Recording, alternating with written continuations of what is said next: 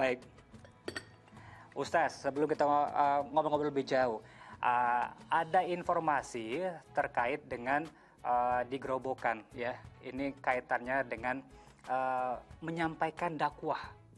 Jadi di Gerobokan ada seorang anggota polisi yang menjadi dai keliling, jadi dia ngajarin ngaji ke anak-anak, ke semua lapisan yang ada di masyarakat di sana. Dalam dakwahnya, polisi pembina desa ini menyelipkan pesan tentang keamanan, ketertiban, serta pentingnya menjaga prokes atau protokol kesehatan. Kita simak dalam liputan berikut ini.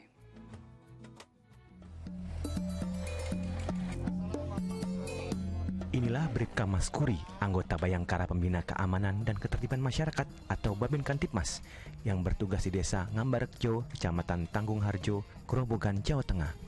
Dengan sepeda motor, setiap hari ia berkeliling untuk memantau keamanan serta ketertiban di lingkungan tersebut. Taat kepada Allah, tetap taat kepada Rasul dan pemerintah atau pemimpin. Pria yang pernah mengenyam pendidikan di pondok pesantren ini punya cara unik dalam melakukan pendekatan kepada warga binaannya.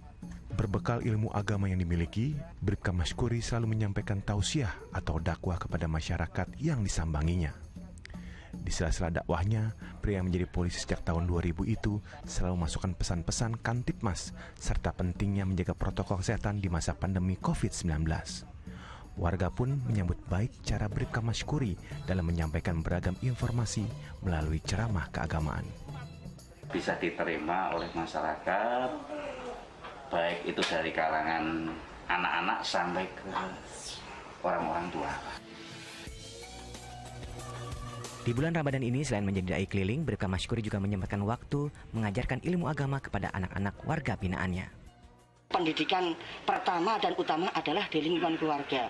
Karena secara psikologi anak-anak ini kalau kita awasi dari lingkungan keluarga dulu, insya Allah keluar itu ibaratnya sudah ada benteng.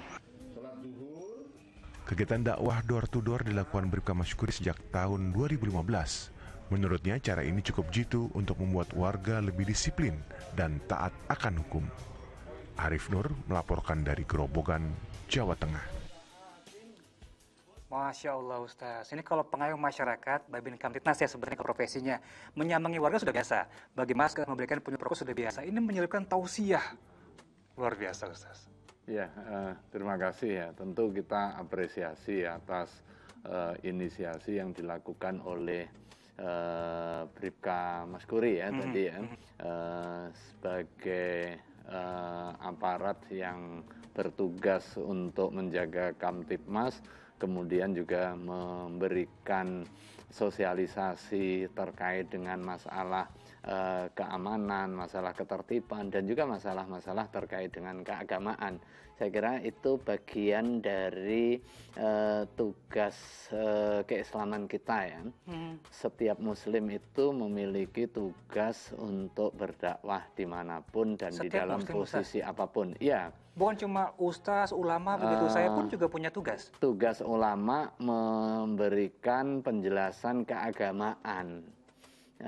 Tetapi setiap muslim berada di dalam profesi apapun, dia tidak bisa menanggalkan tugas dakwahnya. Karena pada hakikatnya dakwah itu tidak hanya sekedar mengajarkan Al-Quran, tidak hanya sekedar mengajarkan ilmu agama, tetapi bagaimana menginternalisir nilai keagamaan dan juga menebar kebaikan antar sesama.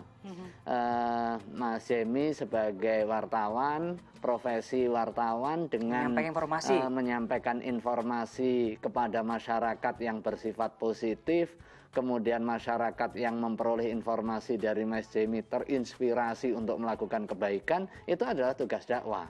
Masya Allah. Nah, dan itu memperoleh kebaikan di mata Allah Subhanahu wa Ta'ala.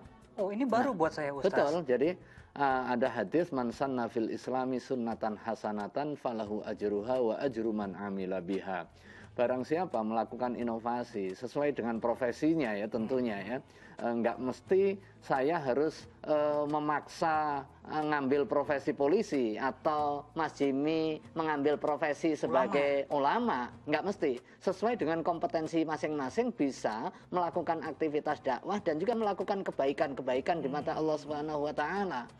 tadi man sanna fil Islam, barang siapa melakukan inovasi kebaikan di dalam Islam, kebaikan yang kemudian itu ditiru atau dijadikan model sehingga orang lain mengikuti kebaikan yang kita inovasikan, maka kita memperoleh pahala dan itu dicatat sebagai dakwah. Pahalanya, pahala atas inovasi dan pahala dari orang yang mengikuti inovasi kita, artinya double kita. Nah, disitulah sebenarnya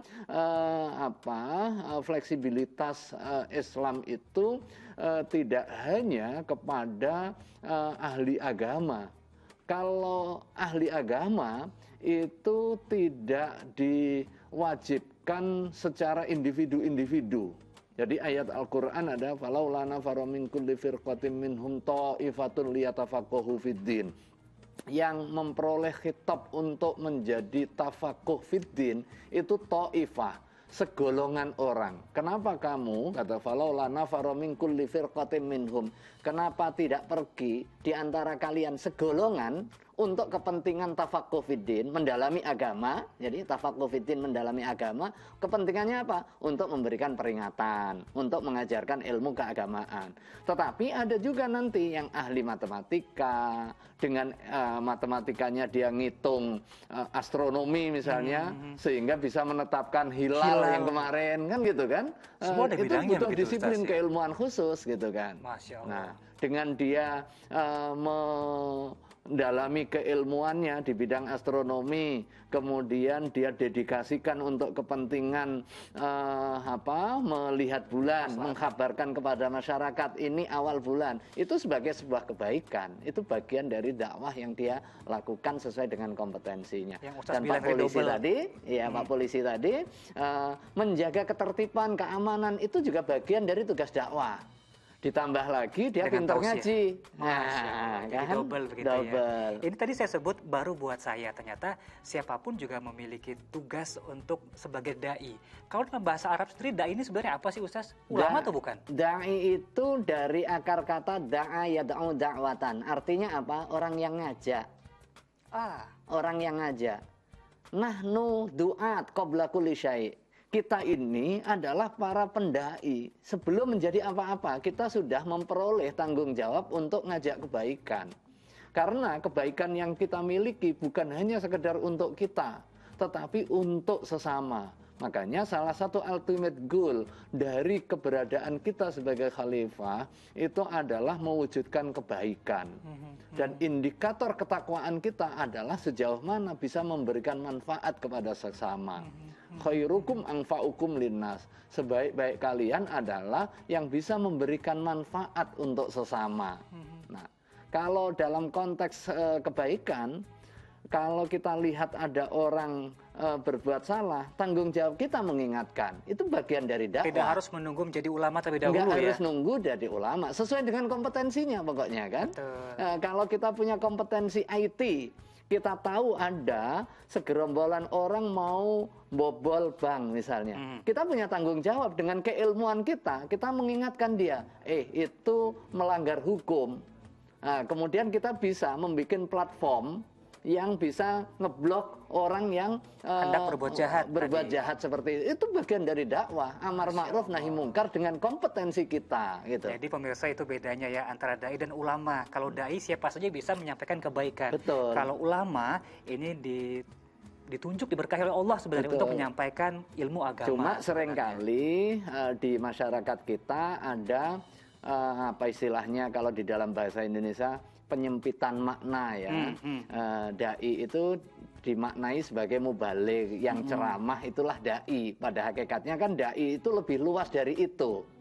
Mubaligh itu bagian kecil dari fungsi dakwah. Karena mubaligh itu menyampaikan pesan. Dakwah lebih luas dari itu gitu. Baik. Ngomong-ngomong soal menyampaikan pesan, kan kita sering mendengar sampaikanlah walau hanya satu ayat. Betul. Nah, ini saya takut mumpung ada Ustaz, tolong lebih diberi pencerahan Ustaz. Ini ayat seperti apa sebenarnya? Takutnya salah kaprah nih. Betul.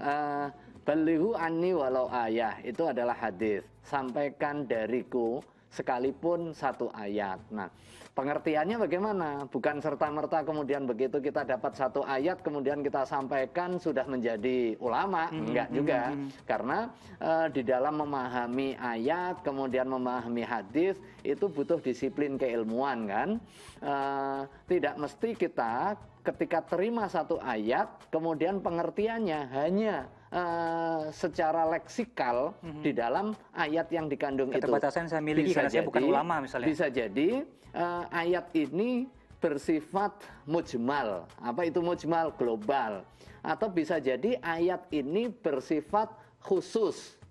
Ada ayat yang umum, atau bisa jadi ayat ini bersifat umum, ada yang mentahsis atau mengkhususkan. Artinya bisa jadi satu ayat itu masih butuh penjelasan dari ayat yang lain, atau ayat ini diterangkan oleh hadis misalnya ya.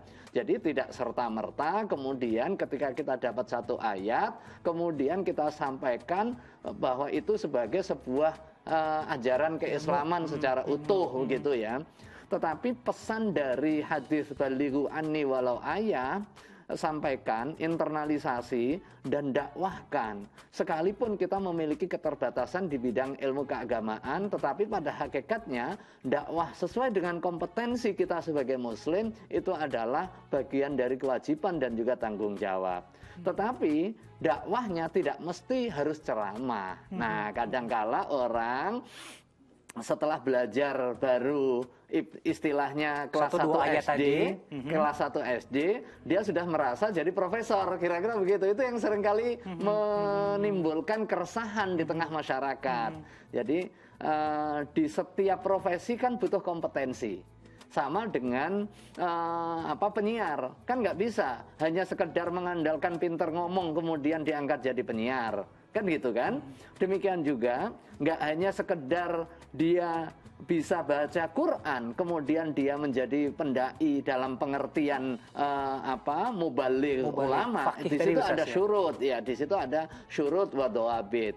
Jangan sampai kemudian kita juga terkesima hanya karena melihat retorika kemudian kita lihat itu sebagai ulama. Nah, ini saya kira juga perlu proporsionalitas. Karena di setiap profesi kekhususan itu membutuhkan kompetensi dan setiap orang pasti memiliki keterbatasan-keterbatasan. Saya punya kekhususan di bidang syariah misalnya, tetapi bisa jadi saya awam urusan kepolisian, urusan ekonomi, yang bersifat terapan dan sejenisnya. Masing-masing punya kapasitasnya. Kita kasih gambaran sekali lagi. Kalau dai itu bisa siapa saja dalam menyampaikan kebaikan. Kalau ulama itu adalah yang mengajarkan ilmu agama. Harus yang betul-betul faham fikih. Apalagi Ustaz syaratnya? Ya. Supaya aku tidak mengaku-ngaku sebagai saya pemuka agama, saya ulama sebenarnya. Ya. Tentu ada ketentuannya ya.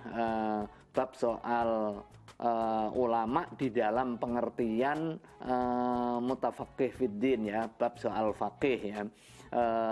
Ada kemampuan untuk membaca Al-Quran secara benar dan juga memahami maknanya, memahami asbabun nuzul, sebab turunnya ayat Al-Quran, memahami usul fikih sebagai salah satu tools atau sarana untuk istikhrajul ahkam asyariyah, mengeluarkan hukum-hukum syar'i dari sumber-sumber yang otoritatif. Nah, kemudian memahami nasikh mansukh, memahami am khos di dalam ayat Al-Quran, di dalam referensi keagamaan. Demikian juga memahami ilmu hadis. Ada hadis yang sahih, ada hadis yang hasan, ada hadis yang dhaif. Nah, ini perlu dipahami secara utuh. Karena sama-sama redaksi kita baca, tetapi kalau berbeda disiplin keilmuannya tadi, maka bisa jadi kemudian melahirkan persepsi dan juga pandangan yang berbeda. Di satu sisi melihat hanya teksnya, sementara pemahaman ayat Al-Quran tidak cukup hanya melihat teksnya saja. Bisa jadi konteksnya seperti apa, itu dikenal sebagai ilmu asbabun nuzul. Apa latar belakang turunnya ayat ini? Tentunya ada banyak begitu Ustaz. Betul. Harus paham Al-Quran, mengerti hadis, kemudian paham fikih dan lain sebagainya. Tapi kabar baiknya pemirsa, bahwa kita tidak perlu wajib menjadi ulama, tapi kita bisa menjadi dai untuk menyampaikan segala kebaikan yang kita punya sesuai profesi masing-masing. Luar biasa.